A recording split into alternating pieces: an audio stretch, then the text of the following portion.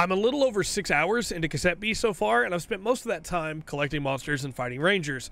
Recording monsters is maybe the better way to put that, because kind of like a Digimon Story, Cyber Sleuth, or Hacker's Memory, you're not actually capturing the monster you're fighting, you're recording their data down onto a tape, physically in this situation, to be able to then transform into that monster. It's a really cool system, and when you add in the fusion mechanic that allows you to fuse with your partner's monster as well, you can get some really cool combinations. Tapes can level up, of course, and once they get enough stars, they can evolve. There are some evolution trees, it seems like, for different monsters, but not all monsters have them. There's a lot to love in this game already, and like I said, I'm not very far in, but I've already run into a cult, vampires, archangels. There's a lot happening in this world, and it really makes you want to explore it. The characters so far are really good, and I'm really interested in where, especially your partner characters, where their stories are going to go, and the music so far is phenomenal.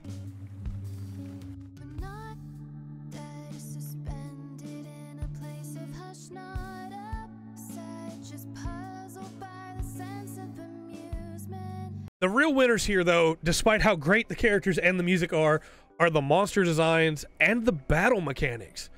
I've been enamored with monster collecting games ever since Dragon Quest Monsters, Dragon Warrior Monsters, as we got it for the Game Boy Color back in 1998. I loved that game as a kid, and I still love that game today. In a lot of ways, to me, it is the seminal monster collecting game. I know a lot of people would say Pokemon, but Dragon Warrior Monsters was my first, and so for me, that is what I want out of a monster collecting game.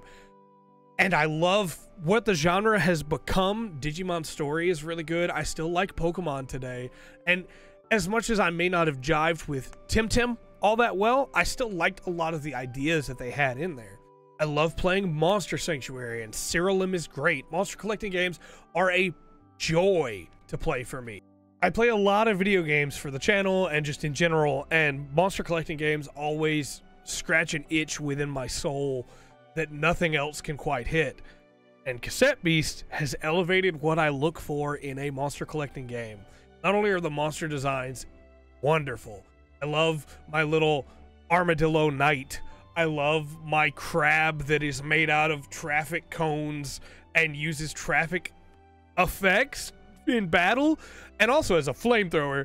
I love my Birdman that has a Plague Doctor mask on instead of an actual beak and is pretending it's a real beak. I love my Southpaw Puncher guy that just, hey, look, this fox is going to get in there and he's going to knock you out, okay? There are some incredible monster designs, but even past the monster designs are the mechanics that it uses. Every monster type has unique interactions with other monster types.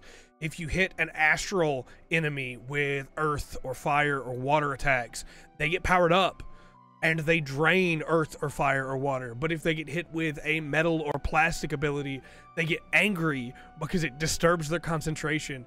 You can burn plastic enemies to reduce their defense, and you can take a metal enemy, and if they're hit with a poison attack, they then get coated in that metal, and so they do extra damage back. It's a lot to remember, but the game does give you handy little guides saying, hey, you know, first you get the tutorial message, but then in combat afterwards, hey, you can see next to the enemy, here's a debuff or a buff they're going to get if you hit them with that type of attack. And it really elevates the type advantage disadvantage to be less of, hey, if you have the type advantage, you're just going to win this fight, to, hey, if you have the type advantage, things are going to go a lot easier for you. If you have the type disadvantage, you're not just going to lose, but you might have a harder time, and there's ways to play around it with the 6 monsters that you bring in your party to be able to really capitalize on the different abilities. You can also remove stickers from the tape that each monster has been recorded to, or apply stickers to be able to add different moves or take away other moves. You can also recycle tapes if you want the resources from them, and I'll talk about resources in a minute, but that does get rid of them forever. So at least in this case, if you send a monster away forever because you caught too many of them or whatever, you do get something back for it. But the resources can then be used to buy more tapes or to complete quests or to buy more stickers or anything like that, and healing items. There's so many options in this game that you just uncover as you explore. And every time I find a new area with new cool monsters, I get excited. Some of those monsters even have like special abilities that they impart to you that allow you to then have almost like Metroidvania style, where you then have more access to the world than you had before. And again, the monsters just look cool. And I mentioned fusion earlier. All of the monsters that you have can fuse together between your two partner characters, which means that you can have, it's not limitless, but it feels limitless, of a number of combinations where your cool monsters are now fused together and now are even cooler for a little while, and they get more AP in battle. And I even talked about AP. AP is how you get to do your bigger moves. It builds up over time. It's kind of like the stamina in Temtem, except you can't go into the negative with it like you can in Temtem. It just feels like Cassette Beast has been paying attention to the way that other monster collecting games have been made over the course of the last 10 years, and is trying to take ideas from each of them. And that doesn't even get into the story and the way that you've been thrown into this strange world and you're trying to figure out what's going on, and there are things so much greater than you happening, but how are you supposed to deal with them? There is so much to love already in Cassette Beast, and I'm only 6 hours in. I can't wait to put more time into it. I have it on Steam, so that means I can play it on my Steam Deck.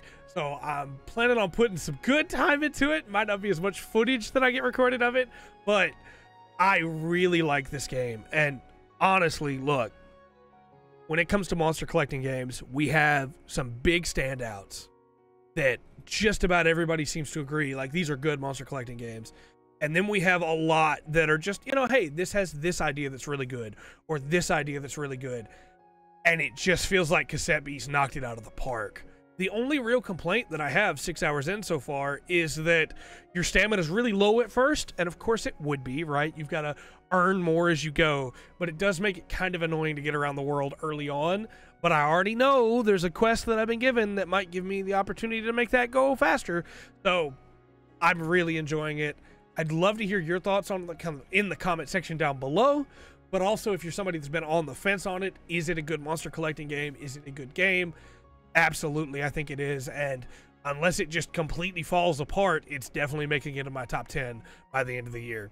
Let me know your thoughts in the comment section down below, and until next time, I've been Trey, this has been The Full Spectrum. Remember to always enjoy the full spectrum that Cassette Beast has to offer.